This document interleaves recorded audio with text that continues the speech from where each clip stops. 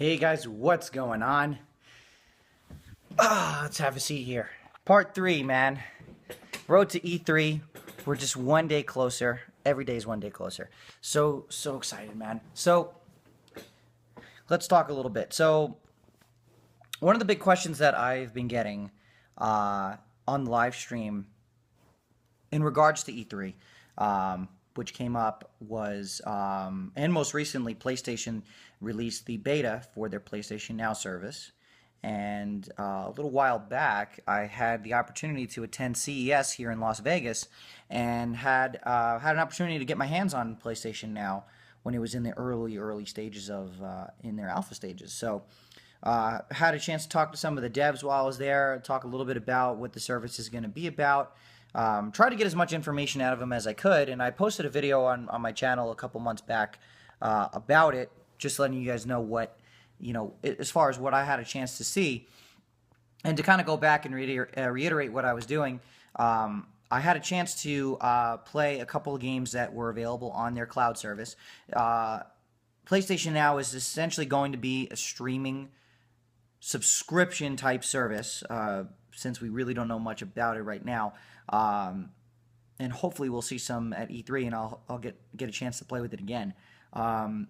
Sony's going to offer a streaming service where you can play some pretty much whatever titles are available. Think of it as like Netflix almost, where you pay month to month to watch movies that we've probably watched about 20 or 30 times. But I don't think Sony's going to have that problem. So you can, it's an app that actually runs on your PlayStation that you launch, and it just gives you access to this library of all these different games.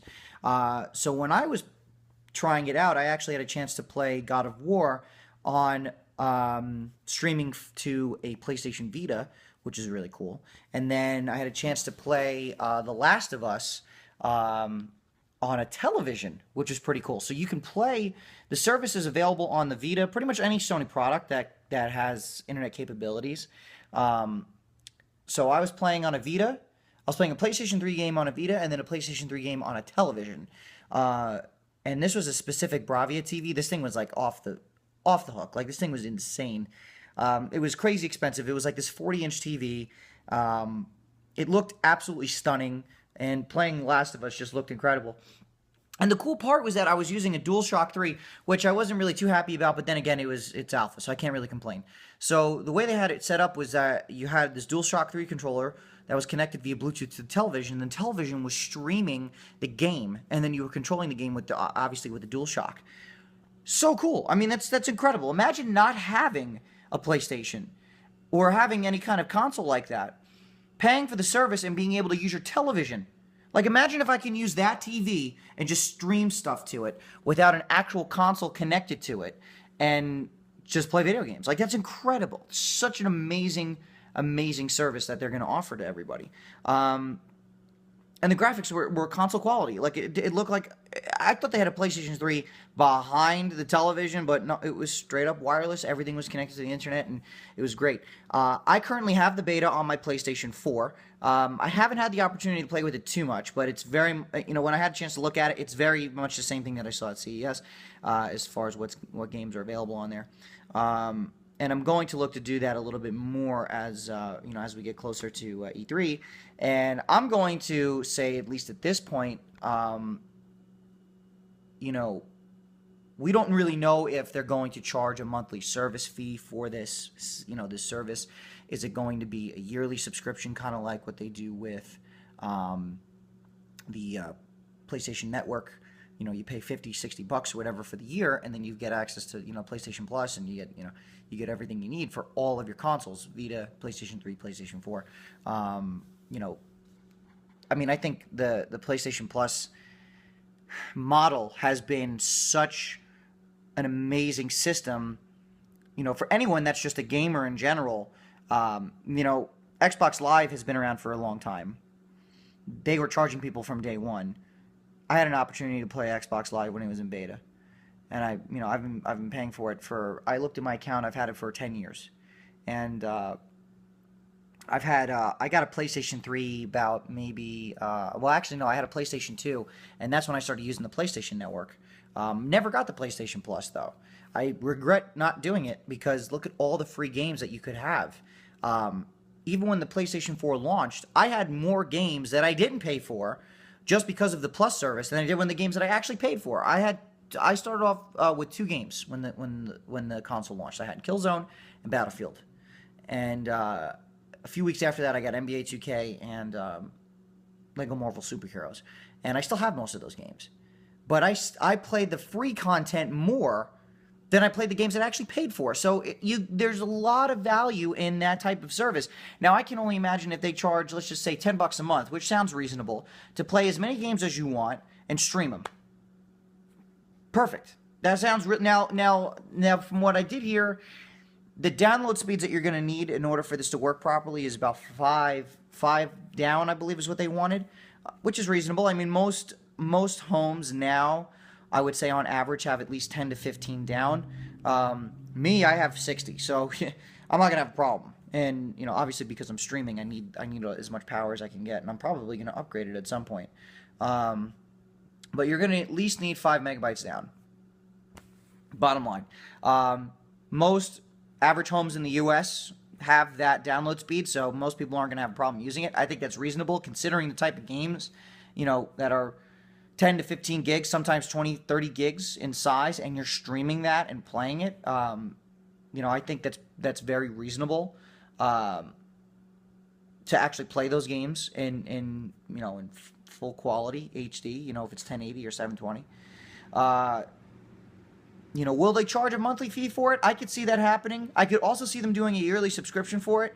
Now, what would totally blow me away is if they offer it for free to anyone that's using PlayStation Plus. I think that would be a fucking bombshell. Like that would be like amazing. I don't think that's going to happen, especially for the type of service that it is. With Gaikai, they would have to charge for it to maintain their servers.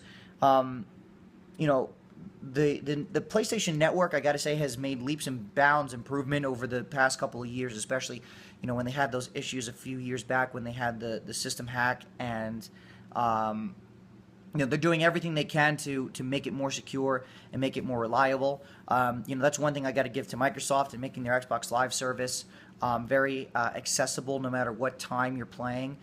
There's very little downtime. Even now it's still a little bit janky with the Xbox One, and I've seen some issues with the party system and connecting to Xbox Live. So but everything is still very new. I mean, we're about 6 months into this next gen this generation of consoles and systems. So it's only going to get better. But I think now seeing that Microsoft has now jumped on the bandwagon of giving away free games to their subscribers, I think they should have done that a very long time ago. But I'm sure there's a lot more behind the scenes that needs to be done in order to make that a reality. But I think PlayStation has had that business model just on point for it. So it's exciting to see that now we're going to see some very competitive pricing and content that's going to be available for both Xbox One and PlayStation 4. Now, luckily for me, I've got both consoles, so I've got nothing to worry about. But I will definitely pick and choose, which one I would prefer to use, just simply for, access and price. You guys know I got the PlayStation 4 first because of the price. I don't regret it. I love that console. I prefer to play some of the games that I've been playing on the Xbox One on the PlayStation 4. Aside from, the obvious, playing Killer Instinct, it's an Xbox One exclusive. Just recently had a chance to play the UFC, EA Sports UFC demo on both consoles, and I like it a lot better on the PlayStation 4. I think it looks better. I think it plays a little bit better too.